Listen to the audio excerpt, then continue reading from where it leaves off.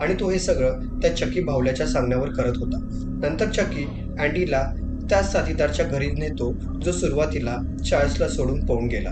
चकी तिकडे त्याचा बदला घ्यायला येतो आणि चकी त्या साथीदाराच्या घरात जाऊन गॅसचं बटन चालू करतो आणि नंतर साथीदार घरामध्ये कोणीतरी आहे असं त्याला कळतं, म्हणून तो बंदूक घेऊन त्याच्या किचनमध्ये जातो आणि तिकडे बंदूकची गोळी मारतो आणि त्यामुळे घरामध्ये मोठा आगीचा स्फोट होतो आणि त्यामुळे त्या साथीदार त्या आगीमध्ये मरून जातो.